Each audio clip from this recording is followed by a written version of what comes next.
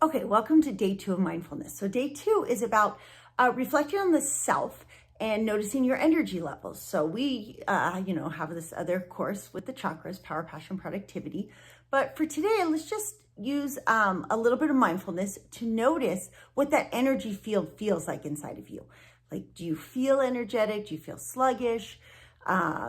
Ways to kind of tap into this self-awareness or self-reflection is paying attention to as you move through your day. Like, when I do blank activity, it makes me feel this way. When I talk to this person, I leave feeling happier, or I leave feeling uneasy. When I do this job, how does it make me feel? When I'm eating, how do certain foods make me feel? When I'm tired and I rest and I watch TV or I scroll on social media, how does that make me feel? It's taking this self-awareness into actual, not just looking at it as the big picture, but taking it through the actual tasks and activities that we do during our day, not only our physical body, but where our thoughts are as we're doing that. And so, you can journal and take notice, like 7 a.m. I have my cup of coffee and I feel calm, but by 8 o'clock I'm already stressed and frazzled. And is it that my blood sugar's low, or is there something that I'm doing in my day already starting off? Do I want this sense of peace and I'm not getting it because I'm always running behind?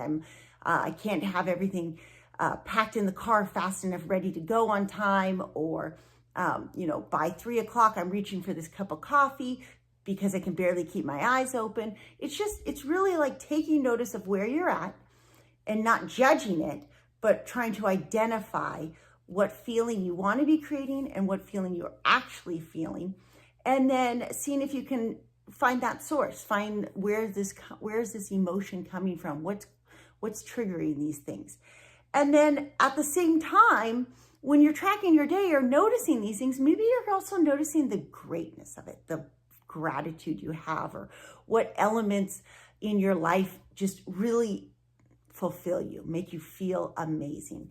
And so we can simultaneously, in one exercise, filter out the bad and the things that are just totally badass for us. And when we do that, we can kind of start shifting our day. We're going to eventually in this week talk about our favorite day or our perfect day. And so we can start to identify, if you write it down right now, yes, it's great. When my kids were younger, I made them do out of the box class, and I'd have them track their entire day and then put pluses or minus signs next to it and be like, yes, I want more of this. I want less of this. And then look at the things we want less of and be like, well, if we do less of this, is that okay? Is it healthy to do less of it? Or are we going to have consequences from doing less of it? It really helped. Again, it was empowering for them. You want to do the same thing for yourself. And then maybe you can also add in some other creative element. In the chakra course, I really talk about how important sacral chakra healing is, adding creativity. And it can be painting, it can be playing musical instruments, it can be, for me, writing or recording things is creative.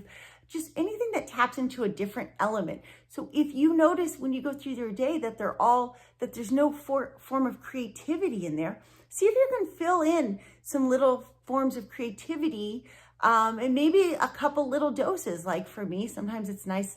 Today I was doing sewing with Tatiana, so part of our homeschooling, we try to add in some creativity. When I go to cook, I try to get creative with my cooking or creative with baking. Obviously, in recording videos, I've recorded quite a few videos today as part of my creative outlet for work. When I go to write, I'll write. Sometimes my emails are creative, sometimes blogs are creative. Try to add creativity in different ways. When I teach yoga, that's another form where I get to have creative expression as I'm sequencing my class. So there are a lot of ways that you can add creativity. It doesn't have to always be art. Okay, you can be, if you're a very thinking type person, I'm a very thinking person. I'm not artistic at all, but I get to be creative in certain ways. And also remember that creativity comes down to an expression of self. So sometimes you can even kind of use this throat chakra idea of communication with somebody that you're close to, a best friend, a sibling, a loved one, and be creative in expressing your sense of individuality. Share with them something that you don't feel really comfortable sharing, or that you're reluctant sometimes to share. Be like, I really was thinking about this today. This this was something that I was contemplating, and finding somebody that you trust to share ideas with, that also counts as creativity, because our being able to express our thoughts in different ways is absolutely mindful. It's a great way to be mindful. So I hope that gives you some things to work on, maybe more than just some things, but some ways to take into day 2 and look at your life in a different perspective and find mindfulness in the small moments of life. Okay, we'll see you tomorrow.